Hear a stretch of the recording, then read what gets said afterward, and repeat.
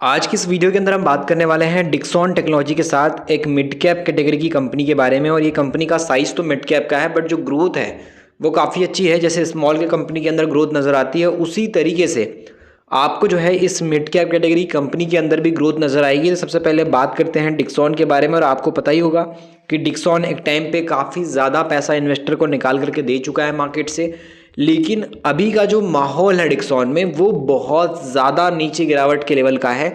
और उस पॉइंट पे जो इन्वेस्टर पहले से तेज़ी की बड़ी उम्मीद करके बैठा था, वही इन्वेस्टर इस कंपनी में अभी गिरावट से परेशान है।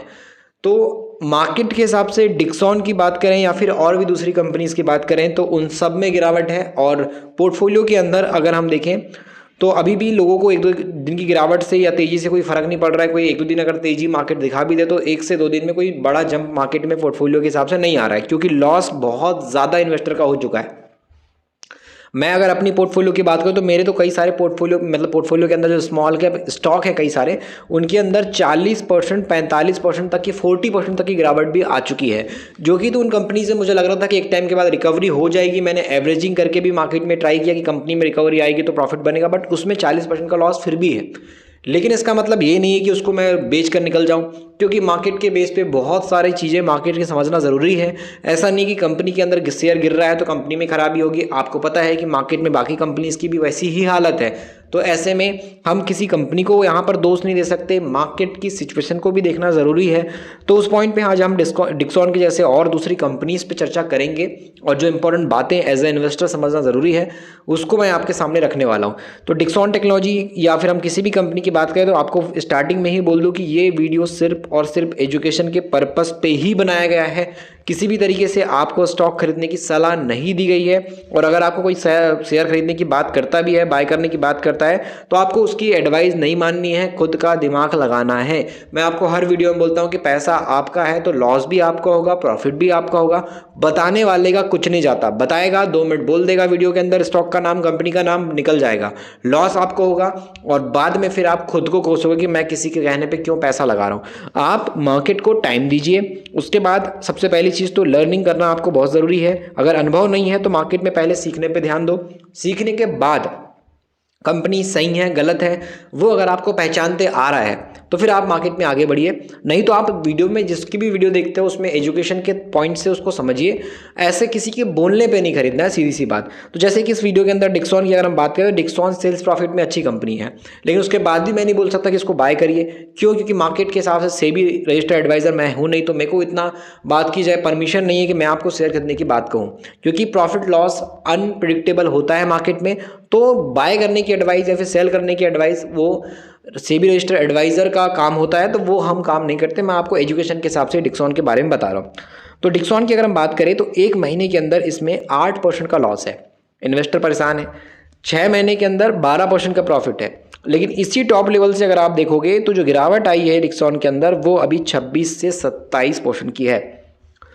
17 दिसंबर 2024 जैसे कि मार्केट गिर रहा है तो वहां से मार्च तक इन्वेस्टर ने 26 से 27% पैसा यहां पे गवा दिया है। इन्वेस्टर लॉस में आ चुका है। लेकिन आपको पता होना चाहिए कि डिक्सॉन कंपनी ने लॉन्ग टर्म में कितना प्रॉफिट इन्वेस्टर को निकाल करके दिया है। आज जो ये 26% का लॉस आप देख रहे हो, आज से कुछ टाइम पहले यही लॉस एक बड़े प्रॉफिट में था और अभी भी इन्वेस्टर प्रॉफिट में है 1 साल पहले वाले। आप यहाँ पे देखिए, यहाँ से टॉप लेवल पे 1 साल के अंदर जो पैसा बना था इन्वेस्टर का वो 165% बना था। कितना? 1 साल के अंदर। और अब गिरावट के बाद भी इन्वेस्टर को यहाँ पे लॉस तो 24% का हो रहा है, लेकिन अभी भी अगर आप देखोगे तो इन्वेस्टर 94% के प्रॉफिट में बैठा है, कि 94% प्रॉफिट में अभी भी इन्वेस्टर है इस कंपनी के अंदर। तो कहीं ना कहीं चीज़ों को अगर आप समझ रहे हो तो आपको एक चीज़ अंदाज़ा लग जाएगा कि मार्केट के हिसाब से अभी भी 1 साल वाला इन्वेस्टर इस कंपनी में प्रॉफिट में है, क्योंकि बहुत ज़्यादा तेज़ी आ गई थी। अब जब किसी भी कंपनी के अंदर तेजी आएगी तो वैल्यूएशन के पॉइंट से पीई भी बहुत हाई हो जाता है, और इसका प्राइस टू अर्निंग रेशियो गिरावट के बाद भी अभी आप देखोगे डिक्सॉन का तो वो आपको 97 के आसपास नजर आ रहा होगा। तो यानी कि बाजार के हिसाब से अभी भी ये हाई वैल्यूएशन पे है, लो वैल्यूएशन पे स्टॉक नहीं है। तो कहीं ना कहीं अभी भी महंगा है गिरावट होने के बाद भी। 100 के आसपास का पीई डिक्सॉन के अंदर आपको दिखाई दे रहा होगा। तो ऐसे पॉइंट पे अगर ये कंपनी गिर भी रही है तो भी इस पर हम स्टडी कर सकते हैं, और गिरावट के बाद भी चाहे तो इस कंपनी पे अच्छे से रिसर्च करके खरीदना नहीं खरीदना वो फैसला ले सकते हैं। तो उस हिसाब से अभी भी डिक्सॉन स्टडी करने के लिए काफ़ी इंपॉर्टेंट कंपनी है मार्केट में नज़र रखने के हिसाब से गिरावट के टाइम पर। तो अब बात कर लेते हैं मिड कैप कंपनी की। और मिड कैप कंपनी के अंदर मार्केट के हिसाब से किस तरीके से ग्रोथ हो रही है, जो कंपनी है इसमें किस तरीके से सेल्स प्रॉफिट है, नाम क्या है, उसको थोड़ा सा अब देख लेते हैं। पहली कंपनी है काइनस टेक्नोलॉजी। काइनस टेक्नोलॉजी की अगर हम बात करेंगे तो काइनस टेक्नोलॉजी मार्केट के बेस पे आपको दिखाई देगी। कंपनी के अंदर 6 महीने के हिसाब से अगर हम देखें तो इन्वेस्टर को 3% का लॉस है, लेकिन यही 6 महीने में इन्वेस्टर ने इस कंपनी से 60% का प्रॉफिट भी कमाया था।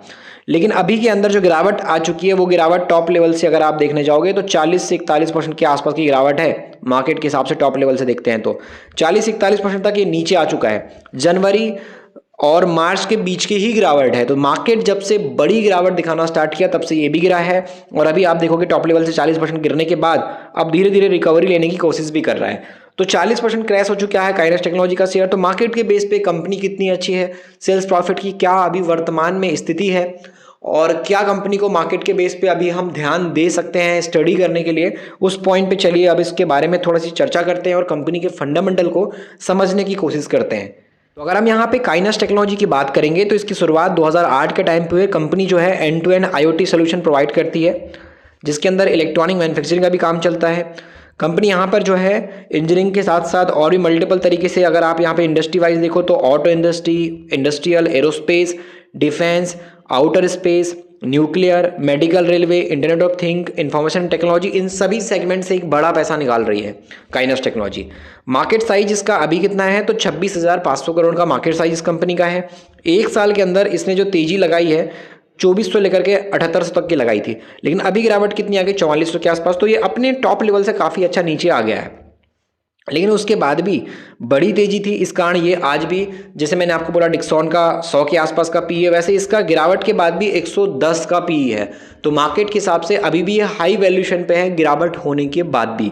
काइनस के अंदर अगर आप ROC ROE देखो तो ये तो डिसेंट है 14 से 10% का, लेकिन कंपनी की प्रमोटर होल्डिंग 57% में कोई भी प्लेज आपको नजर नहीं आएगा, कोई भी शेयर गिरवी नजर नहीं आएगा। सेल्स कंपनी की बढ़ रही है 55% के साथ में, तो कंपनी का प्रॉफिट बढ़ रहा है 80% के साथ में। तो कहीं ना कहीं अगर आप देखोगे तो सेल्स भी बढ़िया बढ़ रहा है, कंपनी का प्रॉफिट भी बहुत बढ़िया बढ़ रहा है, और तो और कंपनी के अंदर 3 महीने के अंदर और 6 महीने के अंदर इन्वेस्टर को लॉस भी है। तो डिस्काउंट भी एज ए इन्वेस्टर अगर हम देखें तो जो लोग गिरावट वाली कंपनी को देखते रहते हैं तो उस पॉइंट पे डिस्काउंट भी इन्वेस्टर को है। तो अगर आप चीज़ों को समझने जाते हो तो टॉप लेवल से ये भी गिरा है जैसे बाकी कंपनीज गिरी हैं, लेकिन जो फंडामेंटल इस कंपनी के काफ़ी स्ट्रॉन्ग अभी भी है, क्योंकि दिसंबर का जो क्वार्टर आया था उसमें कंपनी की सेल्स भी बढ़ी थी, 500 से 600 करोड़ गई थी। कंपनी का प्रॉफिट भी बढ़ा था, 45 करोड़ से जो है 66 करोड़ के आसपास गया था। और एक साल के अंदर इस कंपनी का जो नेट प्रॉफिट है वो आप देख पाओगे कि कैसे 42 से 95, 95 से 183 और 183 से 259 करोड़ के आसपास। तो यहाँ पर जो कंपनी 40-50 करोड़ का प्रॉफिट कर रही थी, आज उस कंपनी का प्रॉफिट 250 करोड़ से भी ऊपर का जा चुका है। तो अगर आप चीज़ों को समझते हो तो आपको दिखाई देगा कंपनी ने बहुत अच्छी ग्रोथ की है, और मार्केट के हिसाब से कंपनी का 6 से 7 गुना प्रॉफिट बढ़ा है मात्र 2 से 3 साल के अंदर। और यही रीज़न है कि इन्वेस्टर के पॉइंट से अगर हम देखेंगे तो गिरावट होने के बाद भी अगर आप चीज़ों को समझते हो तो इसके अंदर जो FIS है उसका 14% के आसपास का ही स्टेक है, और DIS है उसका भी 16-15% के आसपास का स्टेक है। तो यहाँ पे DIS जरूर माल बेच रहा है, लेकिन FIS अपना स्टेक अभी भी इस कंपनी में बढ़ाकर रखा हुआ है। तो उस पॉइंट पे जो है आप चाहो तो काइनस पे भी ध्यान दे सकते हो। मार्केट के हिसाब से हमने इसको एक नॉलेज के पर्पज़ पे डिस्कस किया है, बाकी मार्केट सीखना है तो आप ई-बुक पढ़ सकते हो, मिडिल क्लास का स्टॉक मार्केट ई-बुक। इस ई-बुक की लिंक डिस्क्रिप्शन में मिल जाएगी, उस लिंक के जरिए आप मार्केट को अच्छे से सीख सकते हो, समझ सकते हो, और एक बढ़िया मार्केट की जर्नी स्टार्ट कर सकते हो। तो यहाँ पर मिडिल क्लास का स्टॉक मार्केट की लिंक आप एक बार चेक कर सकते हो, और उसके जरिए आप मार्केट को लर्न भी कर सकते हो। अगर आप नए हो तो आपके लिए एक अच्छी नॉलेजेबल ई-बुक हो सकती है।